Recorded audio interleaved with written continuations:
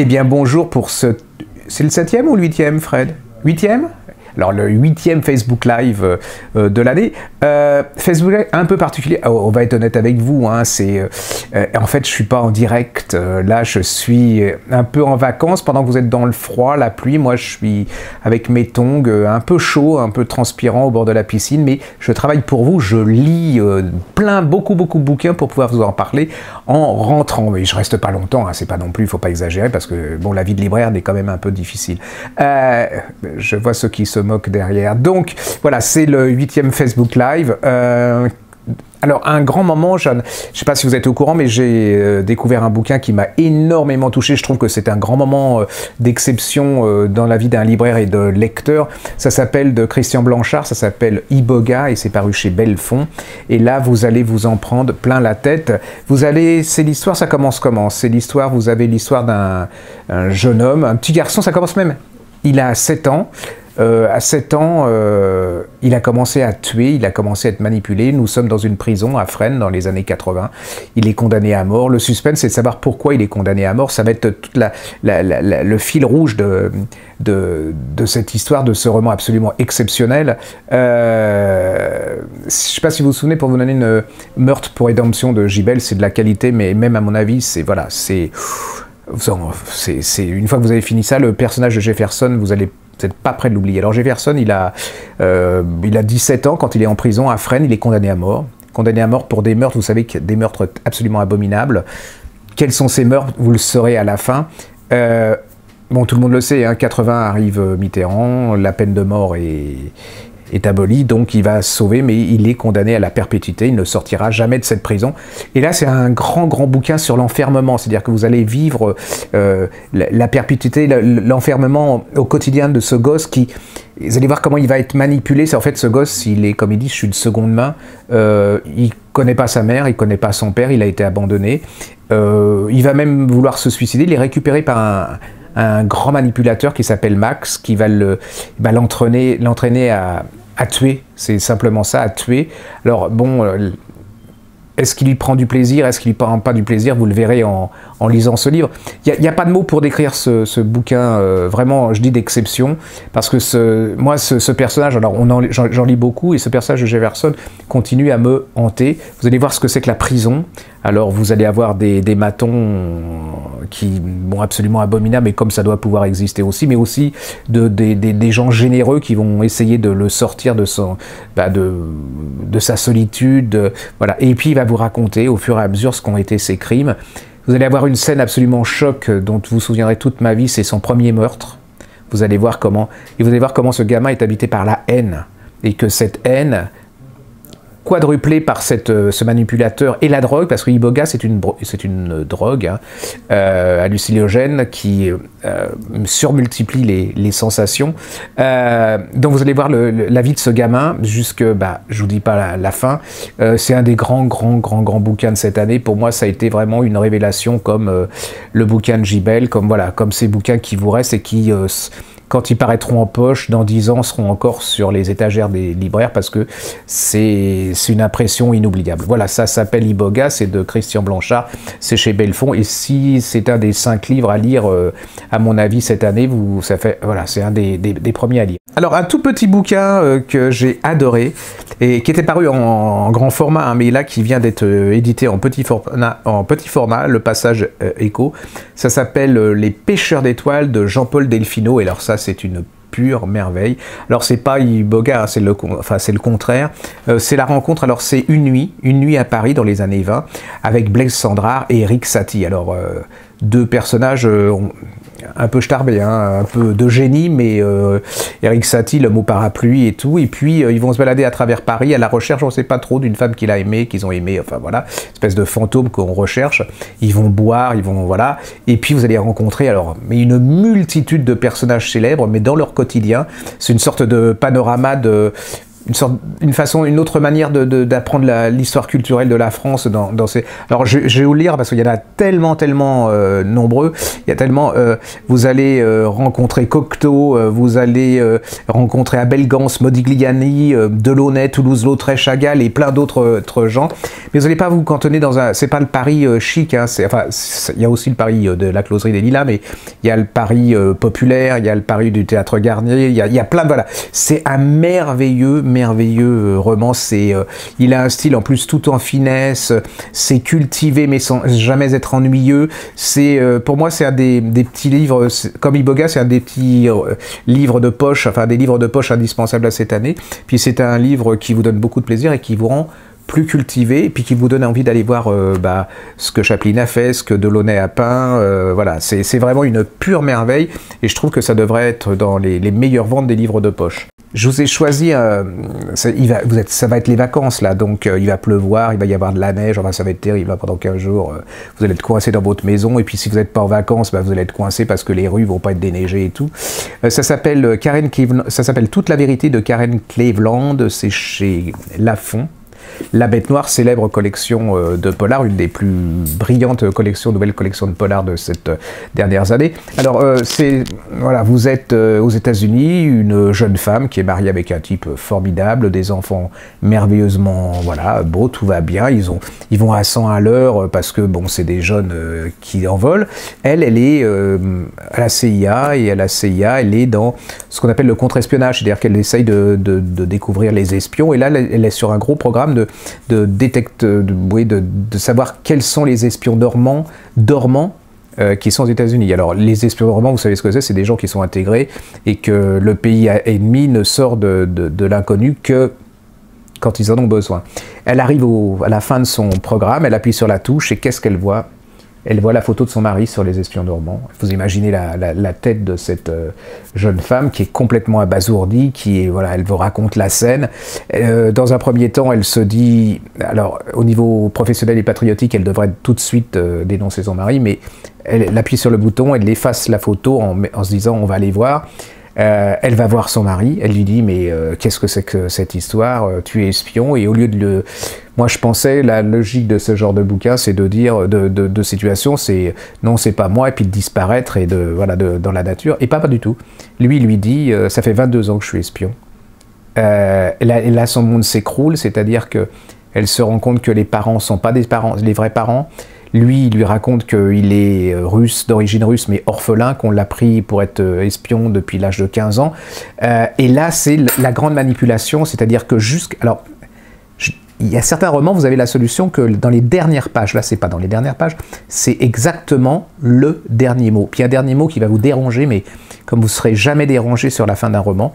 Parce que ce type, parce qu'en plus, ce type lui dit, dénonce-moi, comme s'il l'aime, enfin, il l'aime ou il l'aime pas, enfin... S'il l'aime, il lui dit bah, « dénonce-moi parce que c'est la meilleure situation pour toi » et tout. Alors là, c'est le dilemme entre cette femme, le patriotisme, le professionnalisme, sa carrière, puis l'homme de sa vie, sa famille, ses enfants. Et c'est en plus un voyage dans la CIA.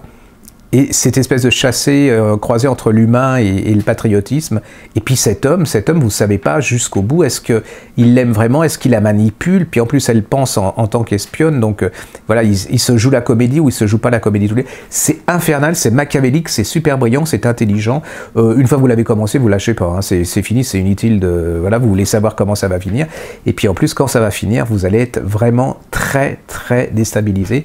C'est une des belles réussites de cette année, ça s'appelle Karen Cleveland, Toute la vérité, chez Robert Laffont, et peut-être que même à la fin de ce roman, vous ne saurez peut-être pas toute la vérité. Alors, magnifique roman américain qu'on a découvert, c'est chez Ken Voltaire, ça s'appelle Elizabeth Brundage, c'est dans les angles morts, absolument merveilleux. Alors, autant Toute la vérité est un bouquin qui est très film, efficace, voilà, intelligent et subtil. L'autre est vraiment écrit par un excellentissime écrivain. On est aux États-Unis, pas loin de New York, vous savez, dans une cinquantaine, soixantaine de kilomètres, un village qui était en fin de vie, mais dont les maisons sont rachetées par des New-Yorkais. Et puis là, vous avez un couple, avec un jeune couple, hein, pas très riche, puisque eux, ils sont universitaires, ils commencent leur carrière. le type, le mari, déjà dès les premières pages, vous sentez qu'il n'est pas très net, enfin vous n'êtes pas très sympathique, la jeune femme plutôt sympathique, elle paraît un peu naïve, et puis ils n'ont pas beaucoup d'argent, mais là, ils découvrent une ferme qu'ils peuvent acheter pour vraiment peu de choses, donc ils se précipitent, ils l'achètent sans lui demander, hein, et ils débarquent dans cette ferme. Le problème, c'est que dès le début du roman, vous avez cet homme qui arrive chez un de ses voisins. Il a traversé une partie de la campagne, sa fille dans les bras, il y a de la neige partout, ils sont glacés, et il dit « J'ai trouvé ma femme assassinée d'une manière absolument abominable ». Va commencer là un roman absolument... En fait, c'est deux romans qui se chevauchent, l'histoire d'une famille, parce que c'est l'histoire d'une maison aussi.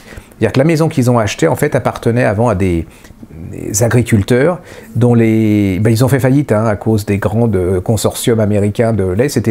Ils faisaient du lait, ils produisaient du lait. Les parents se sont suicidés. Il reste 4 frères. Et vous allez voir comment cet homme, est-ce qu'il a assassiné sa femme, est-ce qu'il n'a pas assassiné sa femme. Vous allez redécouvrir sa femme. Vous allez découvrir les 4 enfants.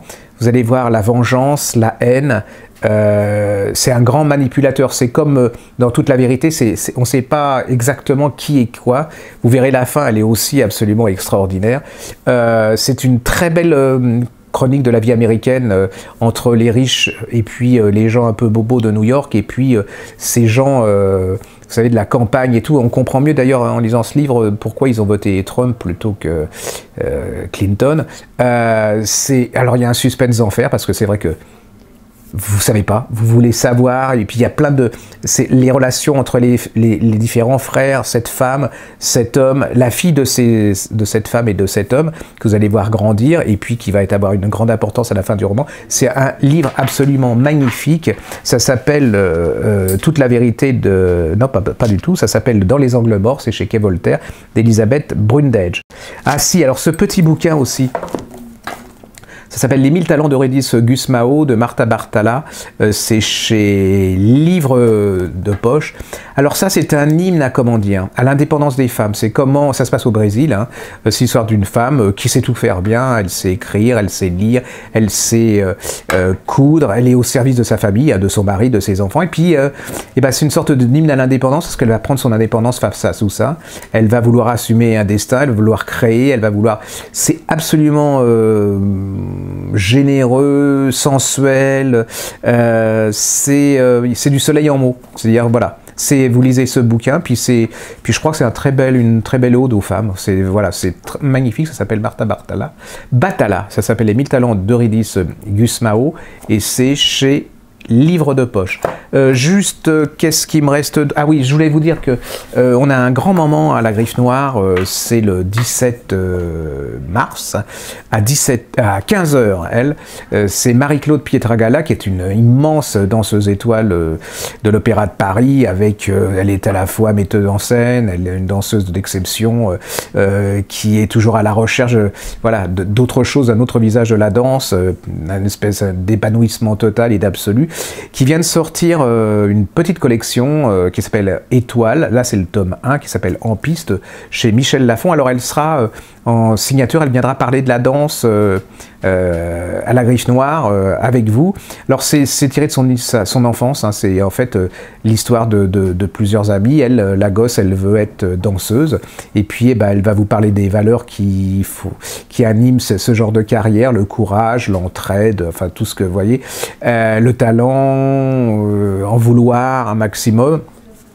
C'est magnifiquement fait, puis je crois que c'est un livre qui va intéresser et les filles et les garçons, parce qu'il y a des filles et des garçons qui veulent danser aussi. On a cantonné les danseurs, et il faut parler plutôt des danseuses que des danseurs, donc allez-y, c'est le 17 mars à 15 h à la Griffe Noire, et je pense que ce sera pour vos enfants et pour vous-même un grand moment, puis un moment de découvrir une femme aussi, qui est une femme d'exception, non seulement dans le niveau de la danse, mais au niveau culturel.